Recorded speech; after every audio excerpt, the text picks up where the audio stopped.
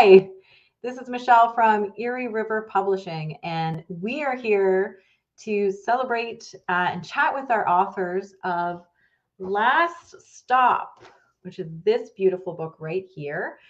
We're talking with David Green, Austin Shirley, Abby Linhart, Stephen, and do you know what? You were the only last name I didn't figure out how to say, and I have no idea how to say it. And Holly Cornetto. So I'm going to get Stephen to tell me how to say his name. I'm sorry about that when he comes back on. But Erie River Publishing is a small publishing house outside of, located in Ontario, Canada. We've got people from all around the world here today, from Ireland and America and potentially other places. I didn't actually ask, but I think it's just those three. But we're excited to see you guys. Like I said, Erie River Publishing, we publish horror, dark fiction, dark fantasy, and urban fantasy. So this one is our newest horror anthology. It's actually a shared world. And it was project managed by this person, David Green, who I'm going to bring up right now. I just want him to know it's happening. Okay, there we go. Hello. Hey, David, how are you doing today? I was like hiding off the side of the screen. Hello there. That was good. I liked it. I should do that every time. Yeah. You're like, I'm not. Just in general. Just do it. Why not? How are you? How am I? I'm doing great. Why did you seem so surprised by that question? You're like, nobody actually cares. I care. Well, fair enough. I'm doing great. My book actually finally came for this week's thing, which was awesome. Yes. Last week I was so mad it didn't come. I was like, oh. And then it came like 2 days later because I love the look of it and I just love how all the little pieces fit into it. So tell us a little bit about this book. Actually, let's just show it off. Yeah, and the inside of it as well, because the inside, we were just talking before we came on, and like you did such an amazing job with the inside of it. Oh, wait, no, there you go. That's how it, yeah. So with the title page, it looks a little scraggly. Because this one has 13 different authors in it, right? It's on horror on Route 13 with 13 different authors. And again, I'll show you one more little, not to give away everything, but bam. Yes. Yeah, chapter headers look pretty interesting. They do, yeah. Yeah, and those stains could be anything. Yeah, those stains could be anything, couldn't they? Yes. Yeah. So you came up with this idea. So people that haven't actually read this yet,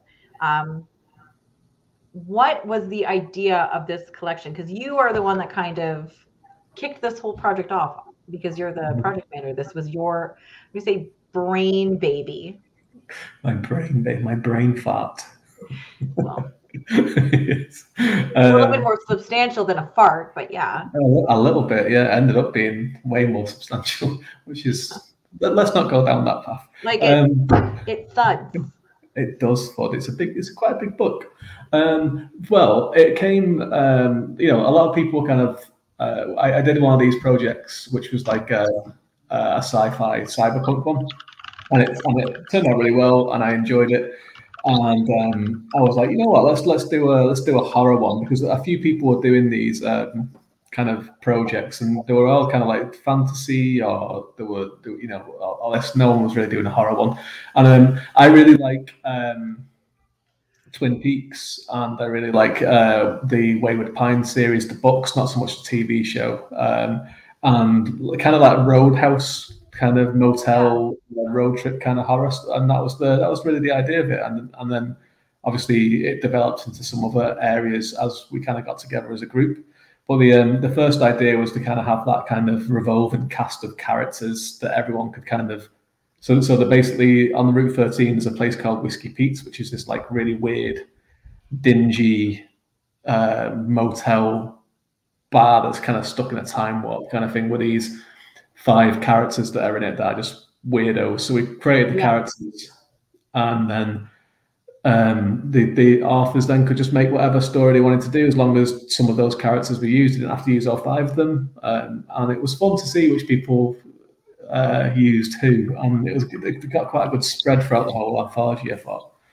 Yeah, it's you've got such a unique idea of characters like that are included in it, like the regulars. I think it's so kind of interesting how it came together, and the authors did a really great job with their own characters and building those people in there. So I think they did a good job. And speaking of the other authors, let's introduce them and say hi, and then everyone's got a treat today. We actually are going to have readings by everyone. You're going to read the prologue, and then everyone's going to read a little bit of snippet of their story, and then also talk about inspiration and that kind of stuff. So let me introduce people, and then we'll say hi to everyone that's joined and said hi already. So we're going to start with Austin. Hello. And then Abby. Just waiting. I'm letting her get ready. Okay, there we go. And then we have Stephen and Holly. Hi, everybody. Hey. Hello. Hi. It's nice to see you guys all together. How is everyone doing today? Doing pretty good. The sun was out today, so, you know, that counts for a lot. That does. It's been gray all day today. Where I am anyways, I think. Yeah, it's been pretty great. Did I actually look out my windows today? I don't know. So we've got a couple of people that have joined us already. We actually have Patrick, woot woot, who is one of the authors. He was with us a couple weeks ago. Neen, all the way from Australia. I knew there would be another country. There we go. Or just to break that, I'm from Australia as well. But oh my gosh, there we go. You needed to speak.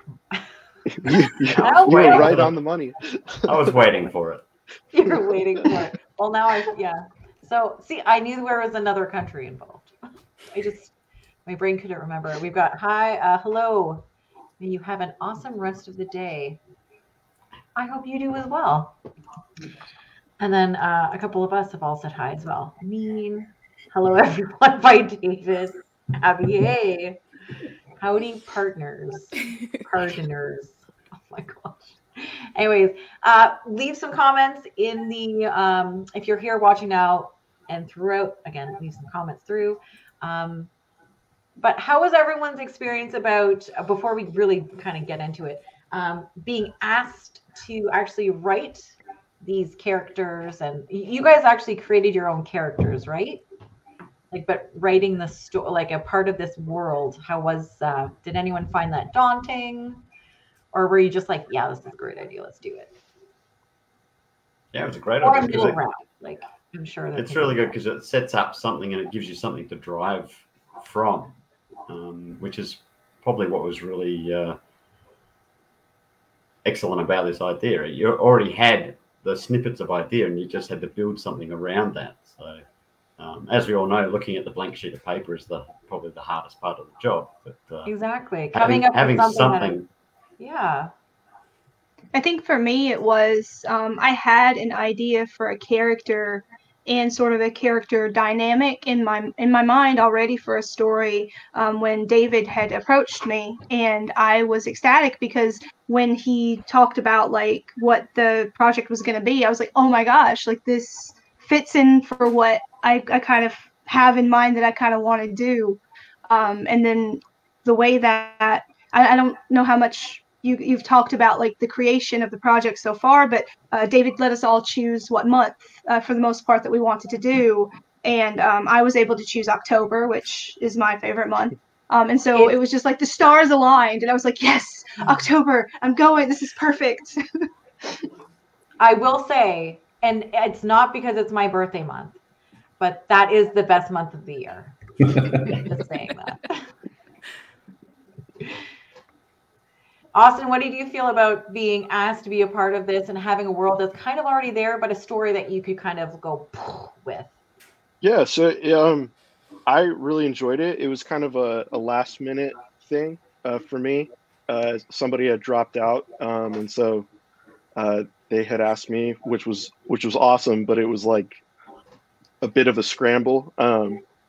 But I really liked it because it felt like I don't know, like being part of like a TV show in a sense of, you've got this cast of characters, and then you're kind of handed one episode to kind of do what you want with it, within the bounds of the world and the characters. So that was really cool, just getting to like actually be a part of a kind of a larger story being told, but being like a little snippet of that. So I really enjoyed that. Yeah, I guess it would be kind of being like in a sitcom of horror. Yeah. We need more of those. Yeah. I'm going crazy. Abby, did you say? Oh, no, I didn't, but I just got distracted. I heard a cat in someone's microphone. So Okay. I would actually bank off of what Steven said and what Holly said, that having something to work with at the start was, I'm not going to say easy, because that's a horrible thing to say about writing. But like it helped get something started. And I did have ideas I was working with before. So going off of what Holly said, and it fit in so nicely. And then near like the middle part is where the anxiety came in, where I was like, what's everyone else doing? Is mine like good enough to go in here? Like, am I throwing it off? Yeah. Did I make the wrong aesthetic? Like, or, I'm going to ruin it basically. And so, we got chatting with everyone, and I think the camaraderie and just everyone working together and like, oh, what's in your story? Oh, can I like put that in mine? Like just all of that going on made this such a wonderful, like, pasta Putin-esque of an anthology. Yeah, it seems like the vibe so far from what I've talked to all the authors is that everyone was kind of just on the same page, and you guys were all just having a great time writing, not necessarily together, but as a team, which doesn't happen very often. A lot of times people are butting the heads, or there's people that just aren't getting it whatsoever. So it's really cool that everyone seemed to come together and be like, this is what we're doing, and it all worked really well. So thank you so much for joining us. We're going to have, like I said, not that you were going anywhere, but we're going to have Dave do we had someone say hi. Sorry. Stuart, hello, from Blighty. Right? Is it England? England. Good old England, yeah. Good old Blighty. Another country. Another country, yeah. It's going to be in every single live event now. We just count the countries. Okay, so I'm going to say bye for right now. Dave's going to come up and do his prologue, which again, I will show you the first page because it's pretty. But yeah, I don't know if you've gotten your books yet, but these are available in paperback, hardcover, and also digital. And for limited time, it's on Kindle Unlimited as well. So let's say goodbye for right now, and we will talk to you guys in a little bit. Oh, I thought I just removed David for a second. I was like, oh, shoot. Oh, well, no one would mind. I'll just read it. Yeah, you read the prologue. No one wants to hear me read it. It'll be me swearing the whole time. Okay, I'm going to leave you to it. Exciting book, and we will see you soon. Goodbye. Well, I will see you. Goodbye. Hello. So this is the prologue. So so as we kind of talked before, there was so there's a set place and a set bar which is called Whiskey Pete's, and there's characters that are inside there all the time doing their random things, and you'll find out in each one. It's always like all the authors kind of took the characters and really ran with them and got them doing some despicable things, but also some very funny things, because it is horrible. There's I think this is a really funny book as well as a lot of dark humor in this. But this is the prologue anyway, which is kind of just setting up the world that it's in. So it's called A Place You'll Never Leave. You ever heard of it? Route 13? No, not the one in North Carolina, the real one. You won't find it on no map. Won't come across no tourist guides urging you to travel it. Oh no, not old Route 13. You dig around, though, you unearth secrets best left buried, best left forgotten. But you're a curious sort. Can tell by that twinkle in your eye. Well, let me tell you a little bit about what you might find. Old Route 13 runs through Idaho, a winding, forgotten dirt road making its way past a one-horse town called Chevron and a canyon of ill repute named Devil's Ladder. Yeah, you heard me. Devil's Ladder. County's that kind of place. Let's say some godforsaken urge takes you, makes you drive that road. You'll come across a place eventually. It'll find you when the time's right, don't you worry about that. Name of Whiskey Pete's. Looks like any old bar and motel stranded alongside a road in the middle of nowhere, so you peer a little closer. I suggest you do. Take a real good look at it, then get back in your vehicle and keep right on trucking. Say you don't. Say you've taken leave of your senses and you take a stroll inside. I'd put every goddamn thing I own on you meeting this cast of characters. Con Muldoon, barkeep and grunter extraordinaire.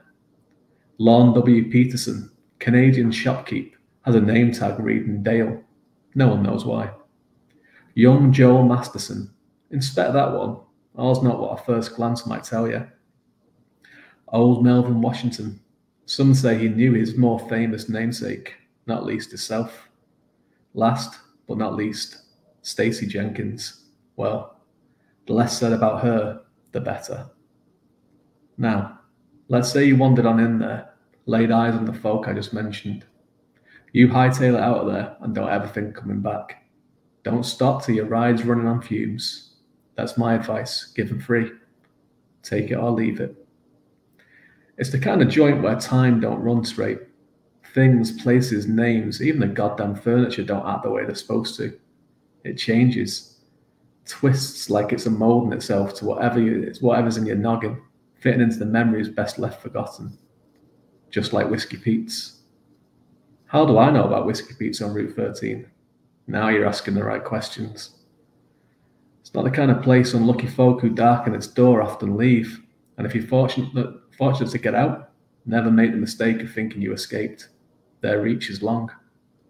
No one ever really leaves Whiskey Pete's. And that is the end of the prologue. And the show will appear like magic. There she is. Ooh. It was like magic. As was that prologue. So I need to know, I think we already talked about the idea. I was just about to ask you where the idea came from, but now I'm remembering you already. Tell me again. So reiterate again where this. No, I'm joking. Is there something specific that's like sparked the idea of like the Whiskey Pete bar though? Like that's what I'm curious about. Like, or even some of these characters. Like, are these characters based on like people you know? One is, but I can't say who it is. But one you're like, I'm not telling anybody. I'll tell you later on. But one is definitely based on someone who you know as well. No, but other than that, loosely based on them. I don't know, to be honest with you. I just like, it's just the funny things that are in it. It's like the Lorne W. Peterson guy. I was kind of like, I'm making Canadian. I'll have a name tag that says Dale, but no one will know why it's called Dale. And then all the other authors then just kept this joke running through the story where it's like he just keeps coming up and it's like, who the fuck is Dale? And just that kind of stuff. But it was just the idea for the cast of characters was just because like when you get these kind of group projects, it can be hard to kind of keep everyone keeping the same tone and the same world that they're in. Yeah. So I found that doing the sci-fi one, that was a lot of that was kind of like making things consistent because it was set in like this futuristic London, which is a huge city anyway, and it was like people were coming back with like just like, you know, one author went to the monorail and someone else didn't mention what, you know, this kind of stuff, right? Yeah, no, totally. You need so yeah. Yeah, so like doing it and saying, right, this is the bar, this is where it's set, this is the surroundings of the bar, and I drew a little map as well, did a little video of this map of the thing, and then these characters, and it was basically just have them, and then the lore of the place is that the things, the details can change. Yeah. Right? So it was, I just wanted to do it as like kind of not lazy, but kind of as simple as possible, so people could have like be creative with it. So it wasn't like no, that bar has to be like this. There has to be 4 stools at the bar, and there has to be this. It can just be like, you know, make it whatever you want, as long as these characters are consistent. Yeah, I think that's a good way of doing it, because it creates the atmosphere, and having it set at one location, it would make sense that you would have regulars and that kind of stuff. So I think it's a really smart way of doing it. I think. Thank you. Yeah. You know, I have compliment you're going to get. Yeah, you know, I have one good idea every 12 months, so I'm due another one pretty soon. I think it's going to be. I'm looking forward to it. That's perfect. All right, I'm going to. We've got someone said. Oh, that was me. I said great reading. Thank you. A second compliment. I know. That's an awesome intro, Dave, and it is nicely done by DW Hits, and Matt says hello. So hello. Hello there. And Stuart wanted to say yes, England. So yes. All right, so I'm going to say goodbye for now, and our next reader is going to be Austin, and he's going to read us a little bit about his story. So I will see you later.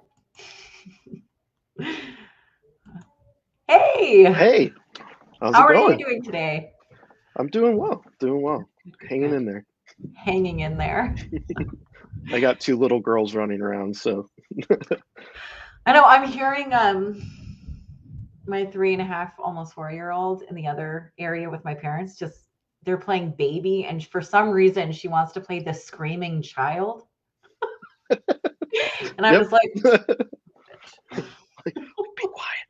Come on. I know. Like, we had this conversation, but it's happening anyways. But either way, you are in this sexy book. I am. Very nice. Ooh, you got your copy too. I got my copy too. Yeah. You could show yours off as well.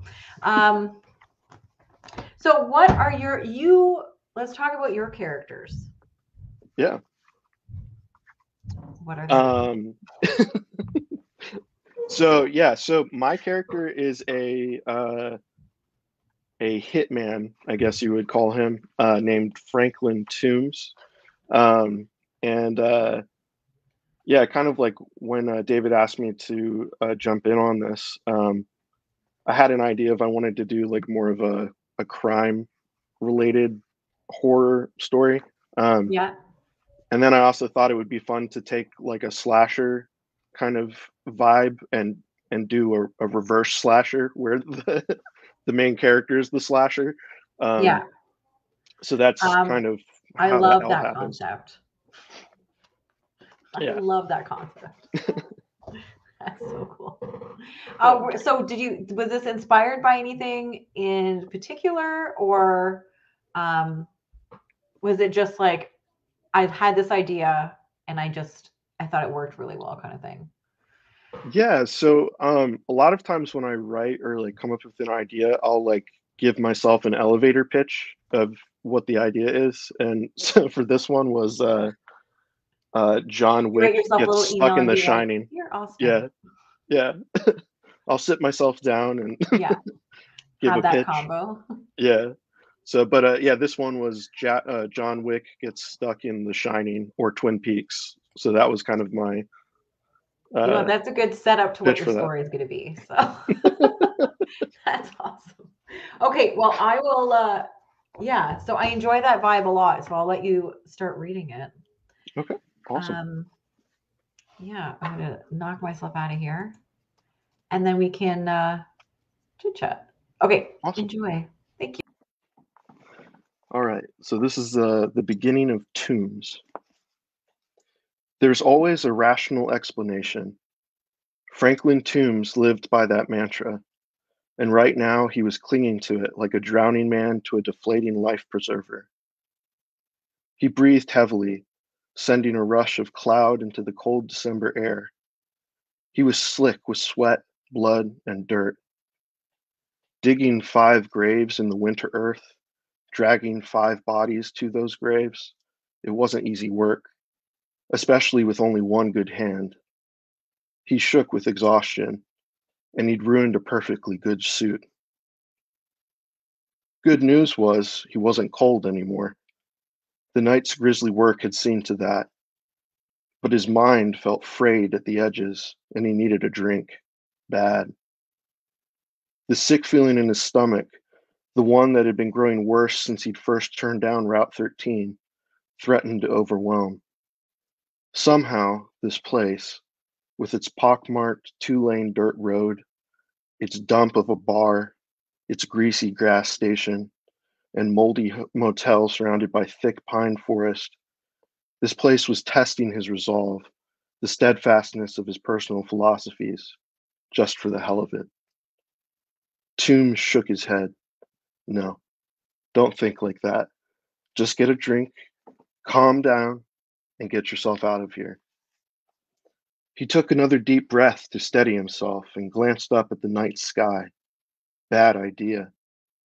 The stars were still winking out one by one as the impossibly vast, multi-angled behemoths he'd seen earlier continued surging across them. His stomach clenched again. He couldn't explain why, but the twinkling lights darkening in the wake of those things made him feel utterly alone. Like the stars were a million eyes closing, not wanting to witness. No, what he was seeing, hearing, it wasn't there. It couldn't be. He'd lost so much blood, taxed himself killing the cultists up on the mountain, burying them in their freshly dug graves, stumbling through dark woods all the way back here. He was in shock, hallucinating. There's always a rational explanation. Toombs crossed the empty road, a specter in the fog, drawn to the gaudy neon lights of Whiskey Pete's bar like a skeeter to a bug zapper. He kicked open the door, leaving a muddy boot print on the worn wood. The hinges squealed like a slaughtered pig. And lo, I beheld a pale horse. The lilting voice froze Toombs' blood in his veins. A wave of lightheadedness surged through him as his eyes settled on the 5 people standing at the bar, wiping dirt off their clothes.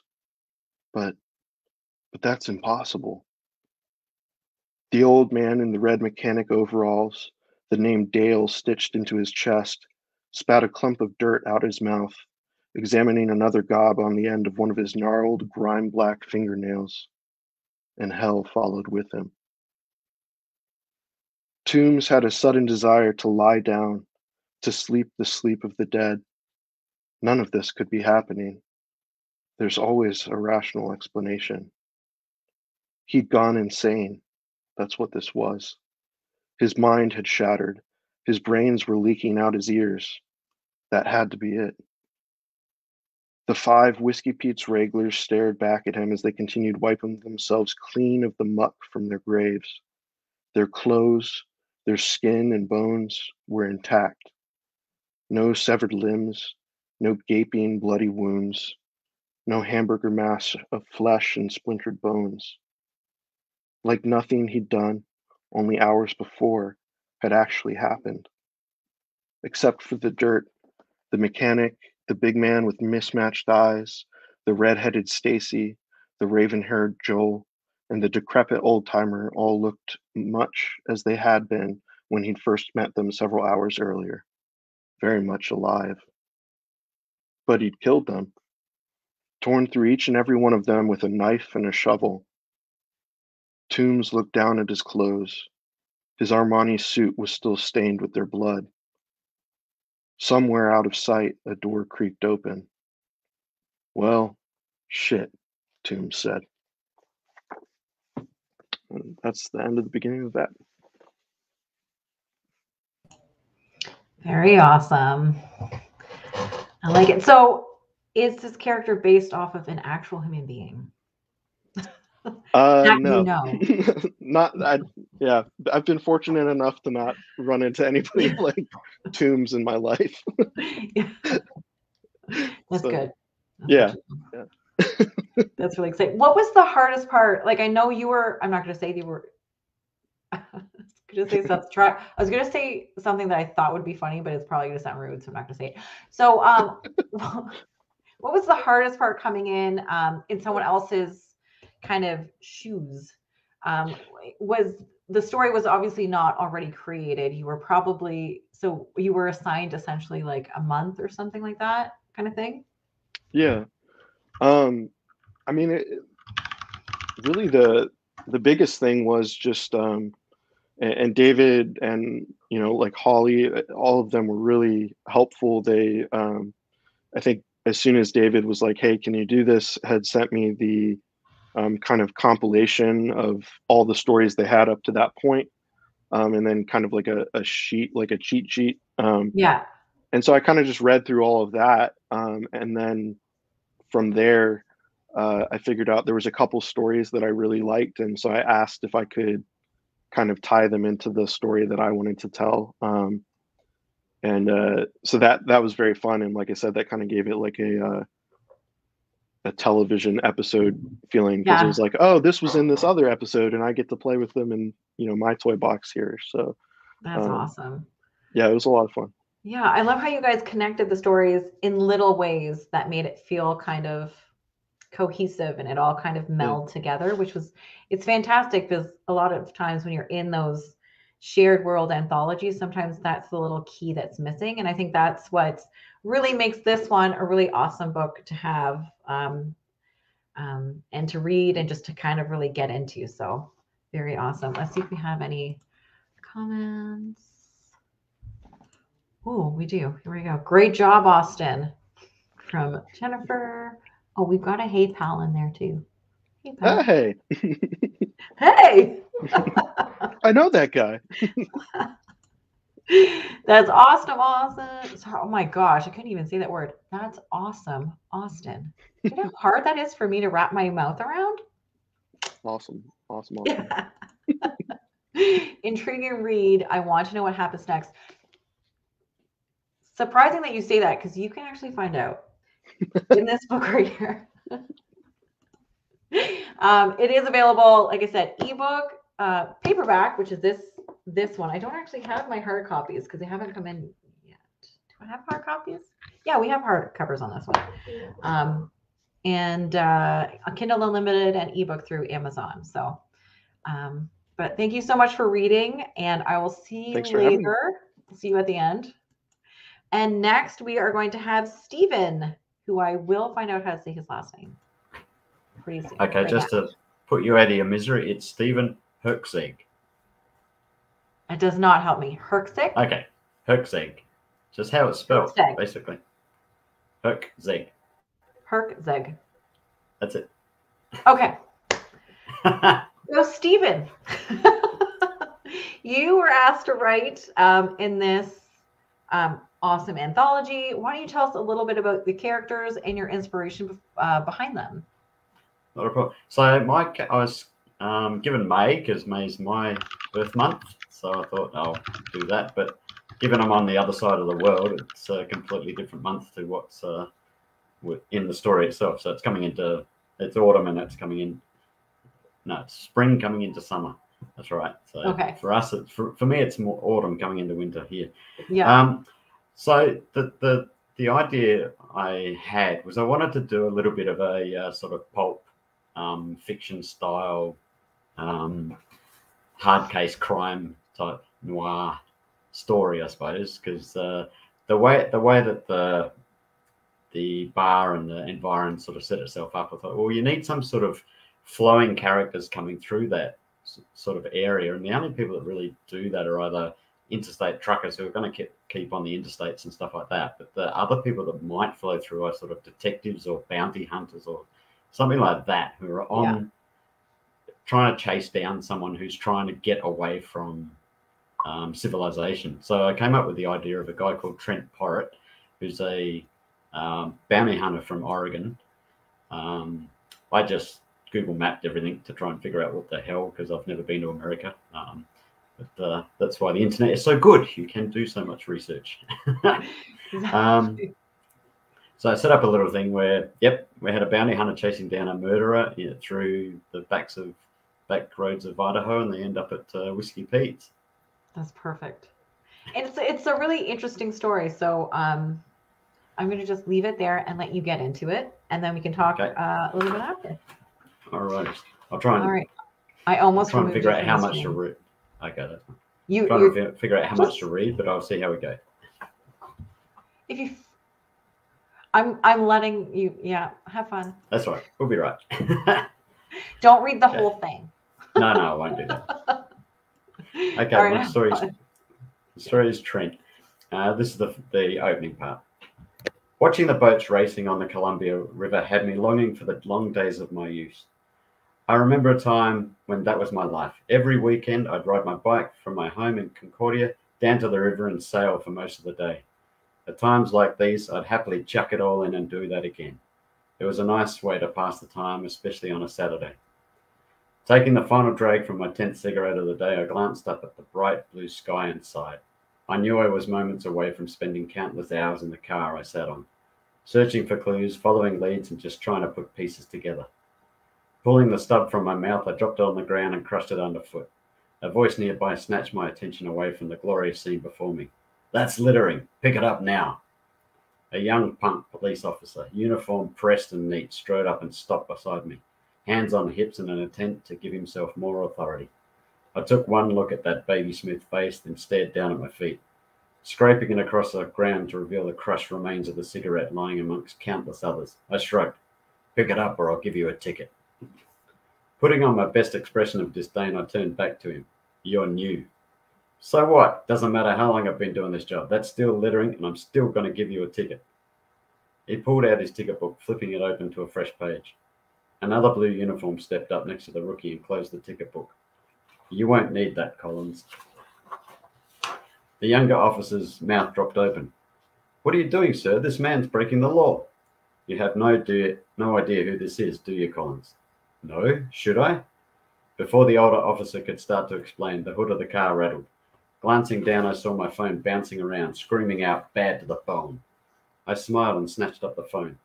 Holding it up to show the officers, I said, "Sorry, could you keep it down? It's your boss." The expression on the younger officer's face was priceless as I saw his eyes take in the name, Captain Mulroney. Tapping the answer icon and putting the phone to my ear, I said, "Captain, been waiting for your call." As I said, it was Saturday. I seem to do the bulk of my work on the weekends. Sort of explains why I never held on to a wife for any length of time. Name's Trent Porritt, ex-army, ex-police, all Oregon bounty hunter nowadays. They call me in when the trail's gone cold or the police have no more leads. I can do things that uniforms can't. Go places they shouldn't show their faces. Captain Mulroney and I go back. Started as rookies together. He kept at it. I left the force. Well, let's keep it at left. May not have been my idea at the time. Anytime his officers get themselves stuck on a case or can't run down an offender, Mulroney gives me a call. Most of the times I simply track down bail jumpers and drag their asses back. Hey, I gotta eat. The cops are pretty good at their jobs most of the time. I knew the call was coming after the debacle at the Portland courthouse yesterday. A lovely young lass by the name of Elaine O'Donnell was being transported from county to the courthouse for sentencing. I used the lovely young lass description with extreme sarcasm. O'Donnell was nowhere near lovely. Her crime was murdering her husband and 3 kids in cold blood. Prosecution said she got fed up with wifing and mothering and decided to finish them all off in one night. Even her defense lawyers couldn't present contrary evidence. Elaine's excuse? They had it coming, always whining and asking for stuff. So I ended it. With that quote read throughout the courthouse, she pleaded not guilty, forcing a full trial which cost the state thousands of dollars and ended up with a guilty verdict anyway. Then on her final trip back to court, she broke out of her handcuffs, killed a deputy, and stole the prison van. LoJack found it 2 miles away, along with a young woman she'd assaulted to steal her car. After a few hours, the cops that car was tracked too, through CCTV entering I-84 and heading towards Idaho. Ontario police were scrambled to set up a roadblock, but she never showed up. The last report had her filling up at a stolen Dodge at a gas station in Baker City. The police tracked down the credit card of the car owner, but by the time Baker City police showed up, she was long gone.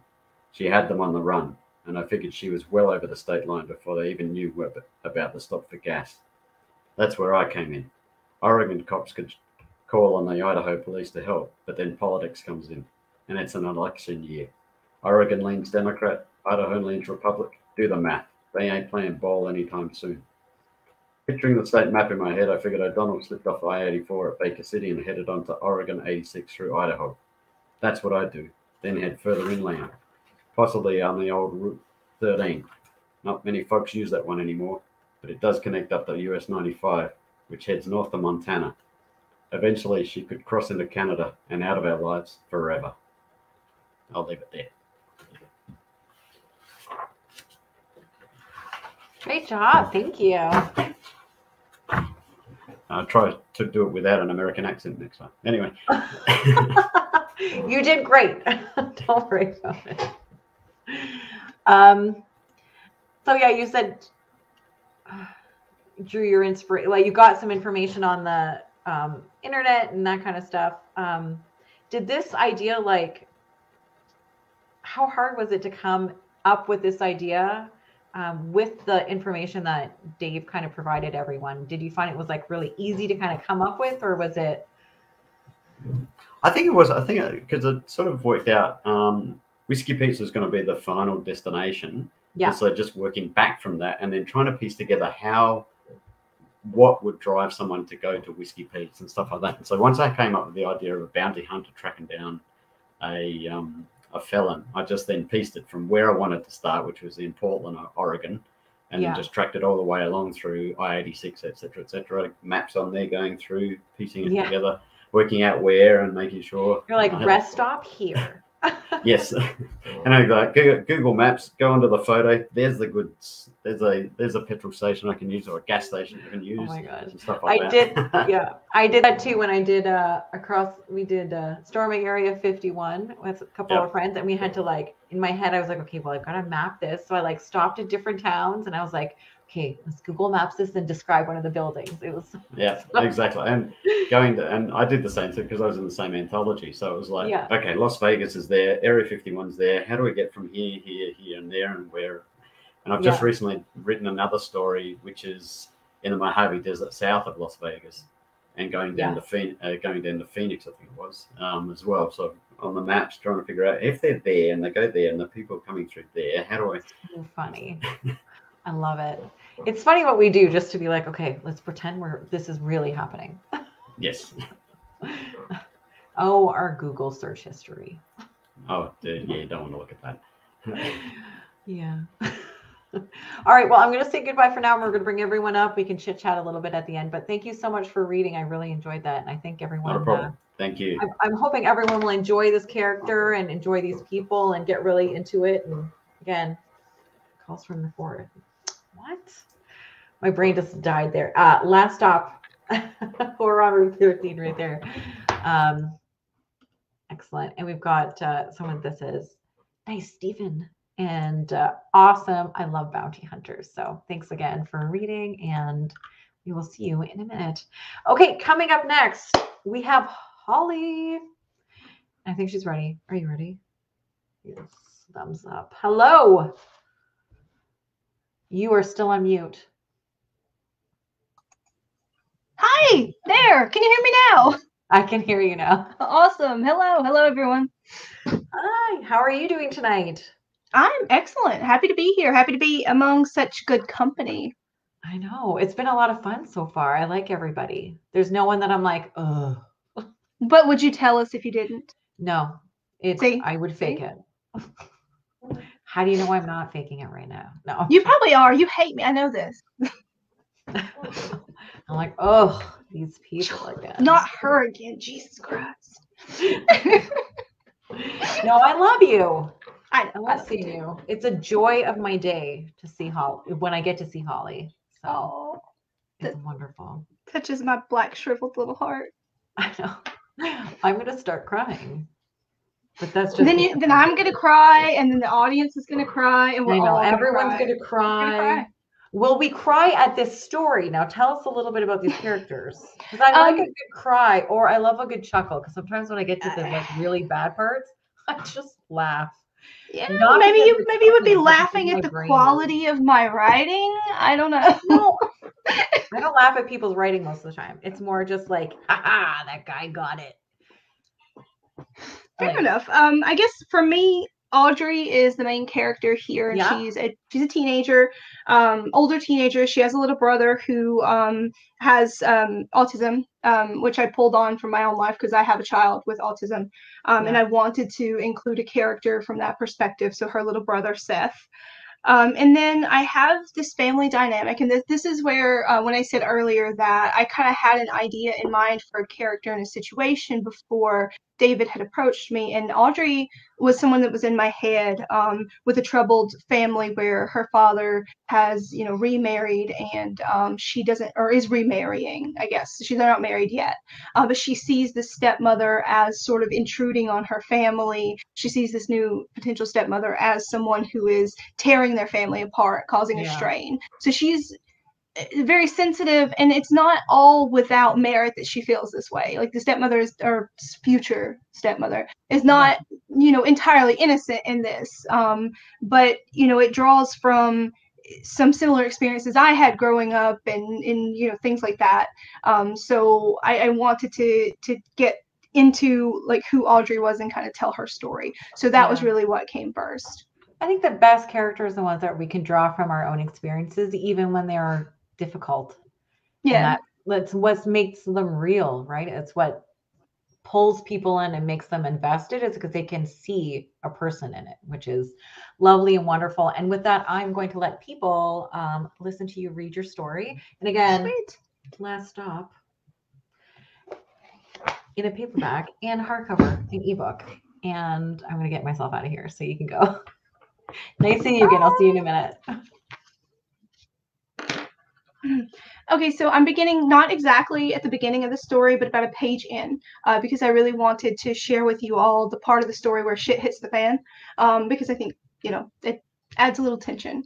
So here we go. This is from my chapter, Audrey.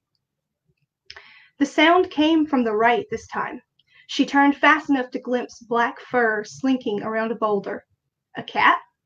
They'd hiked for miles. The cat would have to be lost to be out here. Maybe someone had left it. But if it had a bell, it would have a collar and maybe a tag with a phone number. Audrey crouched to make herself smaller and inched forward. Here, kitty kitty. A handsome tuxedo cat that looked as if it had never missed a meal rubbed its side against the bark of a tree. It watched as she crept closer, but otherwise didn't acknowledge her presence. Closer now, she saw the bell on its collar. The cat had stopped rubbing against the tree, content to watch her approach. Hey, little guy, come here, she coaxed, slowly reaching out her hand. The cat bumped its face against her knuckles. Audrey saw her opportunity and made a grab for the collar. It rebuked her with a startled yowl and skittered a few yards away. She lifted her hands, palms outward. Okay, I'm sorry. The cat stepped deeper into the wood. Audrey looked back in the direction of the trail. Dad was going to worry, and Jody would be pissed, but she couldn't just leave the cat out there. If she went back to get the others, it might wander off. With cautious steps, she started towards it again. Where are you going, buddy? The cat wove its way through the giant evergreens and lichen-covered rocks. Despite the close trees and thick undergrowth, a clear-cut trail cut through the wood, and the cat stuck to it. She closed the distance between them, creeping closer. The cat nuzzled her leg, then skittered out of reach again. Damn cat. How far have I wandered from the trail? She glanced behind and saw a wall of thick trunks, as though the forest had filled in behind her. The slightest hint of fear crept in. Forget the damned cat. If she got lost out here, who would save her? As she started back toward the trail, a playful meow made her jump. Audrey spun to see large golden eyes staring back at her. The cat was so close she could nearly touch it. One last try, she assured herself. Then I'll go back. As Audrey inched forward, the cat twitched its tail lazily, daring her to catch it. She coiled like a spring and lunged. A root grabbed her ankle. The cat leapt nimbly aside, and Audrey slammed into the leaf-strewn ground. Shit, she cursed, brushing away the dirt with a bloodied palm. The cat stood about 10 feet away, looking over its shoulder at her. I tried, she said to the cat. I really wanted to help you, you know, save you from bears or marmots or whatever the fuck lives out here. Serves you right if a coyote eats your ass. I'm out. It was the smell she noticed first. Smell like a rotting corpse. She stepped forward and scooped the cat into her arms. The game was over. It was almost as if the damn thing had led her here on purpose. What have you found? She asked, moving towards the smell. The stench came from a rock shelf about 3 feet high and littered with an odd assortment of junk. Much of it was harmless. Cheap plastic jewelry, pretty stones, and 25-cent toys in cheap plastic bubbles. But mixed among the trinkets and toys were more ominous offerings. Small animals sat in various states of decay, from bare heaps of feather and bone to corpses fresh with writhing maggots. A few bones looked too big to have come from an animal. And were those human molars? Audrey shivered. The centerpiece of the collection was a pair of grotesque little dolls with pine cone bodies and blank acorn cap eyes. Audrey didn't know much about altars or shrines or whatever the fuck this was, but if the dolls were in the middle, they were important. She lifted the female-shaped figure to inspect it. Dark, wet spots of blood dripped from her wound, staining the doll. Another offering, she thought with revulsion. She shouldn't have touched it. What the hell was she thinking? And now her blood was all over the damned thing. She dropped the doll into the altar and took a step back. What kind of twisted creep would leave all this shit in the middle of the forest? Could have been children. She'd done some weird shit as a kid. She'd often wandered around the lawn with a stick, collecting rocks and leaves she liked, a collection she'd later show her mom with pride. But Audrey's had been the innocent trophies of a child, not this macabre collection of death and plastic. And that's where I'm going to stop and ask Michelle to kindly come save me. Boom, you're saved. Great reading. I love that. Thank you. Yeah, not too much swearing at all. We were talking earlier, we're like, can we have swearing? I was like, yeah. Lots of swearing? Yeah, I'm fine with that. That's perfect. No, I love that. And I'm just loving how all of these stories have such amazing characters in them that like everyone can get invested in and just enjoy, because it's so, all of the backgrounds of all of these characters are so different and so unique, every single one of them. So I think it's just super cool how that happened. Did you have any oh my gosh, I just went blank there. I'm sorry. You can buy the book. Paperback or hardcover, ebook. You are going to ask me if I had any particular inspiration for this story, because that's what you've been asking everyone else. See, we're on the same wavelength. Well, I know, because I'm like, you had already mentioned that like some of the characters were based on other else. I'm like, did I ask that question already? So, for this story, I chose October, as I mentioned before. October is one of my favorite months. Fall, I love, and obviously Halloween. I think most people love Halloween, or they're wrong. Sorry if you don't love Halloween. But I have been reading also a lot of folk horror, and I love folk horror. It's one of my favorite genres, and I'd never really written anything that I think would qualify as folk horror. So for this, because it took place in October, I really wanted that folk horror vibe. So with the altar in the woods and like the ominous offerings and the pine cone dolls and the creepy eyes, I'm just going full like harvest folk horror on this story. So that really, more than anything, was sort of where I was drawing inspiration, kind of looking at tales that revolve around ritual, sacrifice, changing of the seasons, things like that. And that's where I drew most of my inspiration for this one from. That's perfect. And I think you did a really good job on it. Like, I personally really liked how it all came together. And that's really good. We've got someone that said, thanks for reading. Awesome story. Thank you. Yeah. And lots of twisted creep outs there. Nice job, Holly. Lots of twisted creeps in here. Yeah. In here, they're all in here. And not just the authors, like the stories themselves are creepy and creepy. Oh, she went there. I did. And David said, love the characters in this one. Thank you. Yeah. I will always go there. Yeah. But yeah, again, you can buy this book and get into those characters and read the story as well as everyone else's stories. Paperback, hardcover, and ebook. Thank you, Holly, so much for reading. And I'm going to say bye for right now. And we will see you soon. Okay, last but not least is Abby Linhart. I have no idea. Hi. Hello. You are on. How are you doing today? I am doing fantastic. How are you? I'm good. Sorry you've been in the green room, the back, for so long. I've been mega entertained. Yeah. It's exciting to hear everyone's stories read out loud by the authors. I feel like this is so much more I was going to say authenticity, but yeah, but like authenticity, but it also like their personalities come out in these characters, I find. And I just love hearing it when they're willing and able to. So for you, your story, when David gave this to you, did you have like an idea already kind of thing? Was it difficult to kind of get into it, or? So it was, I wouldn't say, I mean, horror is not my genre, which is funny. Oh yeah, let's get you into this horror anthology. Yeah. Like I write dark stuff. And it's funny because the only literary award I have is for a horror short story. Well, there you go. You do write horror. I mean, I did once and now I do again. Yeah. And it has definitely opened me up to the genre and brought me back to it. And now I have a lot of horror stuff planned. So yeah. Well, that's perfect. It's neat when you can find like a genre that maybe fits your voice, even though you didn't expect it. Why don't you tell us a little about these characters themselves? Who did you write about?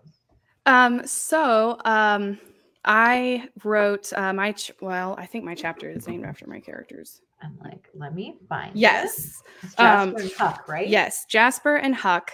Yep, there they are. I wanted to write, I actually waited a long time till a lot of other people had their stories in a first draft and read them to see what I was going to be among. And then I thought, you know what, we need a teenager. So like Holly, my character is a teenager. He likes to think he's innocent, but as we'll find out in the story, he's kind of a nasty person. And I did like him a lot, so much that actually initially David said everyone had to die at the end. And I was like, please, can one of them get out alive? I need them. And so he let me. That's so funny. Well, I'm going to let you get in there and start reading. Then we'll do inspiration. Then I'll bring everybody else at the end of your little chit chat. And if we have any questions from anyone in the gallery, the live, please start writing your questions and we'll chit chat with the authors a little bit. But for right now, I'm going to leave you with Abby, who's going to read a little bit of her story. Okay, so I'm an English teacher, so you can follow along on page 249. The two boys sank back into the silence that had dominated their trip so far. The long drive from Ohio to Idaho had only been broken by calls from Huck's mom and older sister, and the stops they made along the way. The memorial had been a blubfest, and Huck couldn't stand it. They asked him to say something, since he and Mark were so close, but he refused. He looked back down at his last text his mother sent him. So accusatory. They passed the boundaries of the forest, and ahead, the darkening sky glowed with the white light that only came from a city in the middle of nowhere. See? Huck smiled. Chevron. Let's get a place and sleep and get our bearings. Service is better too. Hey, Jasper piped up, voice rising more than it had since they'd left Ohio. You know we're on the right side of the country now. Maybe we could check out that paranormal private investigator in Oregon? For the show, I mean. He pulled a colorful sticky note out of his pocket. Huck rolled his eyes. That message was so shady. I can't believe you're bringing it up. No one with their sanity still intact calls themselves a paranormal private investigator.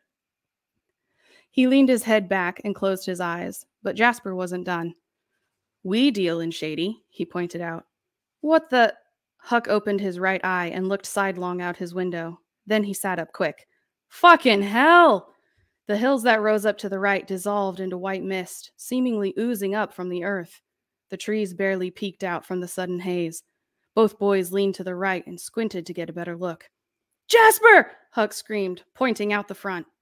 In a moment of sheer terror, Jasper screamed and cranked the wheel to the left, spinning out on the damp asphalt. The car spun twice, tires screaming and burning rubber before it jolted to a stop. Their panting filled the silence. You saw him? Jasper gasped, grabbing his friend's arm. Huck didn't answer. His eyes danced back and forth between the high beams before them. He couldn't say yes. Yeah, Jasper, I saw a dude with a camera, completely made of white smoke, hit the hood of our car before beaming up into the sky like they abducted him. No, I don't know, he managed. Twisting in his seat, he fixed his eyes on the misty hills again. Were those 3 lights passing behind the trees? What are you doing? Jasper flung open the car door and ran to inspect the front. We hit something, he called. He leaned in, the beams illuminating his pale face. There's a dent. It's not real, Huck thought to himself, eyes glued to the hovering lights. The shadows of the trees flipped past them on the ground, almost looking like a car passed behind them. What are you looking at? Jasper asked, turning to face the misty hills. Huck wiped his palms on his jeans. Jasper didn't see them? Nothing, I guess. Get the fuck back in the car, let's go. The sensation took him, a metallic tingling down from the nape of his skull, an involuntary shiver. He all but saw something watching them from the trees. His brain said eyes were on him, but he couldn't see them. We start in the morning, Huck whispered, once Jasper re-entered the car and the doors closed. He pushed the lock. In daylight. It was a cannibalistic cult, possessed by the ghosts of aliens, Jasper pleaded, chasing Huck around the back of the car. Huck tossed their bags in the trunk and stared up at the old-as-hell hotel where they'd stayed that night. They'd driven in circles, looking for a place to rest, and found it by chance. The sign on the way into town said Chevron, but nothing else was signposted going in or coming out. No way to even know which road they were driving on. That's too many boxes to tick, Huck said, and this one road town is giving me the shivers. I don't like the way the people just stare out of the windows at us. Remember that movie House of Wax? That's exactly what this feels like. Jasper stopped. His hands fell to his side. Why did you even drag me all the way out here then? You're god-awful stubborn skeptic. To avoid answering, Huck glared at Jasper over the top of the car. Stop trying to make me feel bad. The shiver that accompanied his lies cooled his flesh. He knew he could easily manipulate Jasper that way. It worked. You're right, I'm sorry. Let's head down the road. Devil's Ladder is nearer that national forest. We can get some filming in before our night session. More than once on the drive, they pulled over to rub mud off a road sign to see where they were. Everyone claimed they were on Route 13, but it wasn't on the map. The boys got turned around again and again every time they thought they were close. Before they knew it, noon came and went. Finally, Jasper suggested going back to Chevron for directions. Annoyed and tired of being in the car, Huck agreed. But they couldn't find it.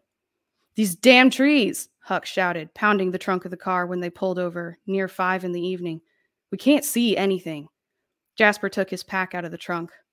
Let's walk. If we don't find anything in an hour, we can turn back. Sun sets in an hour and a half, Huck sighed, checking his phone. It's supposed to rain tonight. Temperature will drop. Jasper shrugged. We'll sleep in the car. Come on, Huck. Go on an adventure. Something inside Huck turned a cog. Looking into Jasper's pleading green eyes, he suddenly got the feeling that if he said no, he'd regret it for the rest of his life. If he could give his friend this one boon. Almost smiling, he shook his head and opened his mouth to reply. He froze. If he said yes, he'd never see Jasper again. No, that was weird talk. He didn't believe in that kind of feeling or vibration or whatever. He was just creeped out about the events from the night before. Fine, he smiled, heaving his pack onto his shoulder. Into the woods to look for alien ghosts. And that's where I'm going to stop. Perfect. So what was the inspiration for like this specific tale? I'm gonna make it weird, and honestly, my own life in dealing with the death of my brother. So there's a lot of me in Huck and a lot of the internal struggles that I faced a few years ago. Over that. I like to think I'm a better person than Huck is, though. Well, yeah. yeah, knock on wood. I know, like we'll all hope. We're all just over here murdering people on the page for entertainment. Yeah, for entertainment. Yeah, well, you know, like sometimes you just gotta work through your own personal trauma on paper. Is what I find. That's where I got through a lot of grief and stuff by writing it down, which no one has ever seen, but it's things that I have had to do. And I think a lot of people do that too. Like they not get over, but it helps us process it, right? Like that stuff is hard. Yeah. A lot of times. So it's good that you can put your own, I don't know, pain sometimes into these characters. And again, that's how I think a lot of people connect to our characters, is that they see that they're people and they're not perfect and they've been through struggles that they've been through. So I really enjoyed your story, and I hope everyone else does. And again, you can buy this book, paperback, hardcover, ebook, and on Kindle Unlimited for a limited time, Kindle Unlimited. But I think everyone will love it. And is yours, I can't remember, is yours the last one? I was November, and I asked David to be November because I love November and that's my favorite month. Okay, well, it's close enough to October, so I will forgive it this time. But we just, Christian just came up and said, you sold me. I need this book now. So perfect. Woohoo! Perfect. But no, a great reading. I love it. Oh, thanks for the reading. By Emily, and Neen says, brilliant and creepy, Abby. And I absolutely agree. Oh, thank you. And Jennifer says, enjoyed your reading, Abby. So thanks so much. I'm going to bring everyone else up. So everyone get your mics ready. And David, stop doing that. I'm joking. David, you're next. I just want to see Daz. Like, David's going to come on. He's going to be beat red. No, I was just being myself. I was laughing because everyone keeps saying about like I was like the month when I said like pick a month.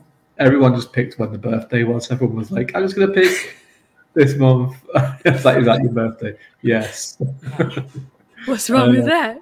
I know, like everyone loves their birthday month. I don't know anyone that's like, ugh, I hate my. Well, birthday. mine's January, which is the shittest month of the year. So like, I will give you that.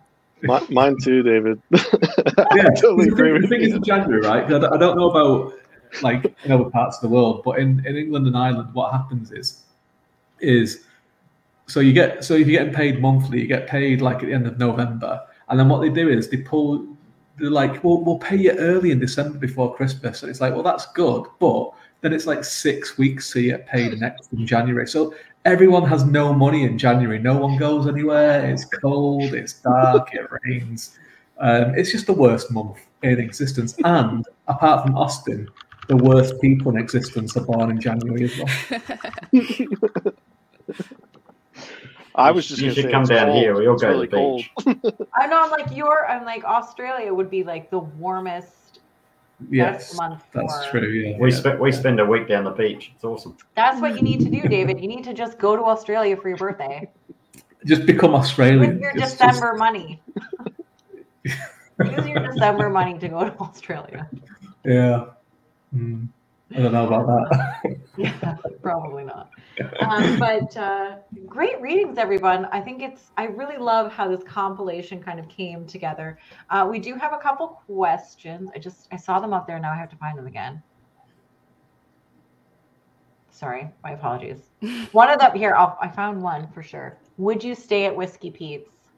Oh, in a heartbeat. What a way to go out. What a way to go out. Yeah, I feel like I kind of did. You did.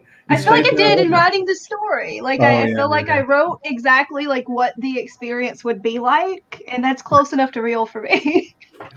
So you're saying like this is how I want to die. Yeah, as the main character in a slasher, of course. You guys are my people. I'd like to stay there because I like playing pool, but I'm really bad at it. So I think I could beat Joel though. I think Yeah, I'd you'd have to fancy play my with chances Joel. against him. Yeah. Oh my gosh, I love it. Just stick in the loop and you'll keep getting better and better and better, right? Well, maybe, but Joel never did. We do. We've got one more. Emily's got another question actually. Have you ever encountered a place like this and that gives you that kind of creeps kind of thing? Obviously not one where everyone's died. Have you ever been somewhere that just like you walked in and you were like, ooh, this place? I did that. There was a traveling place through out England. in yeah. Oh, go ahead, Sue. I did that. I lived in England for about 3 years, and every now and again you come into a small town and go to the local pub, and it would be like all eyes turn on you as you enter, and you just go, I think I need to leave now. You're like, I'm gonna slowly back away. Who the heck's this weirdo? He's not from this town. That weird accent. Yeah, there's a few places like that in Ireland as well, where you kind of, they call it old man bars. It's like, don't go into this one. But I'd love to come across. I'm fascinated with these like American motel bar things there, and I just love the idea of them, but never obviously been to one. But the place where I've been to that's kind of just give me the creeps straight away is there's a city in Ireland called Cork, and it used to be called something else. It used to be called Queenstown, but it's not allowed to be called that anymore because of the troubles. And, it's called Cork now, and there's a jail there, like a really like it's an abandoned jail, like from the dating back a few hundred years, and a huge populated number of the people that were in the jail died when they were in the jail, and it's just even looking at the place from outside is just it's just this foreboding sense of like some horrible stuff happened in this place. And you can go inside, you can go on tours of it. Like it's not used anymore. It's not a jail anymore or anything. And it's just it's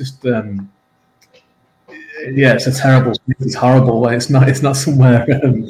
It's not something that you'd like to go to. And you can look at this thing and just be like, wow, these people. It's like, and they have the tour guides like, yeah, so we reckon about 50 people died in this room and 40 people died in this room. You're like, wow, this is grim, very grim place. Yeah.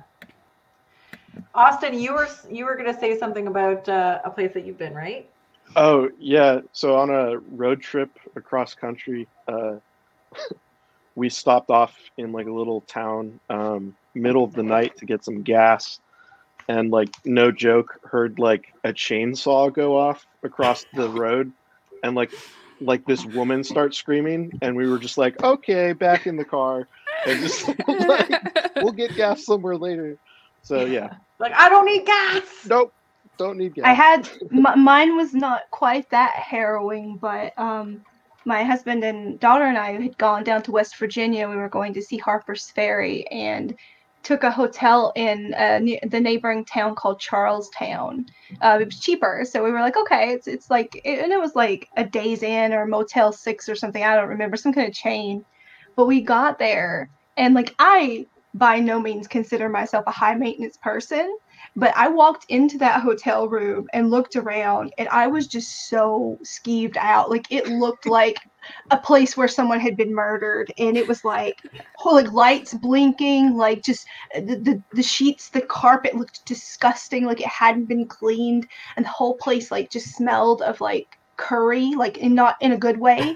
And it was just it was horrible. And I was just like, I don't like this place. And my husband's like, should we leave? Do you want to leave? Should we leave? I'm like, well, I don't think I want to stay. So it's not like chainsaw scary, but yeah, not chainsaw scary, but like still scary. Yeah. I've not been to a place, but I plan to. I live in Kansas, and well, the gates of hell are in Lawrence at Stoll Cemetery, which is not far from me. So I'm gonna go big or go home. You know, just going right for the doorway. Gonna be doing that in the next couple of months. Nice. That's excellent. Don't die. Now, if you don't hear from me, you know what what happened. That's excellent. Well, thank you guys so much for coming and like writing this fantastic book, which if you have it, put it up on your cameras.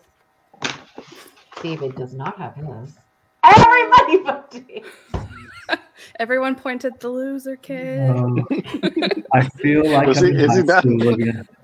But it was great. Like, it's a great compilation again. Like, so many times you get to these team projects where nothing really kind of connects and everything feels just a little bit off. And it's wonderful to get one that everyone seems like not only did you have a great time writing it, but that you all really had a great time writing it together. So it's really awesome. Now tell me. Just stop shaking your head. What are you guys doing? Does anyone have anything coming out? I'll give you some, like a minute or two. Tell me, do you have anything coming out? Do you have anything coming out? Sorry, I can't find words. I had Anything one come out soon? in the first week of November. My most recent book came out. Oh, exciting. What was it?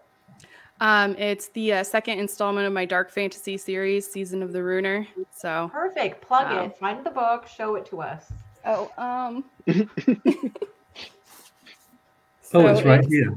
It's right. Well, I am on my own top shelf. That looks amazing.